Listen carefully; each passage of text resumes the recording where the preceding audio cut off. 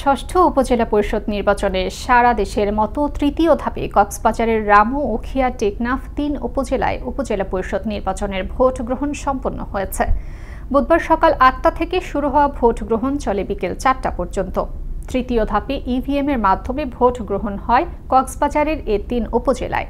এর মধ্যে ১৮৬টি ভোট কেন্দ্রে সর্বমোট ভোটার ৫,১৮,৯৩৫ জন। এ ৩ উপজেলায় চেয়ারম্যান, ভাইস চেয়ারম্যান ও মহিলা ভাইস চেয়ারম্যান পদে প্রতিদ্বন্দ্বিতা করেন ৩০ জন প্রার্থী। তবে ঘূর্ণিঝড় রেমালের প্রভাবে সাগর উত্তাল থাকায় সেন্ট মার্টিন দ্বীপে ভোটের সরঞ্জাম পাঠানো সম্ভব না হওয়ায় সেই ইউনিয়নে ভোট গ্রহণ স্থগিত রয়েছে।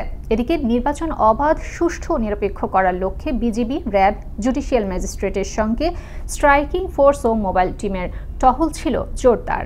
ইভিএম পদ্ধতিটা আসলে খুবই স্বচ্ছ। এই পদ্ধতিতে ভোট দিয়ে দিয়েছি, কিন্তু খুব প্রচুর ভালো লাগতেছে।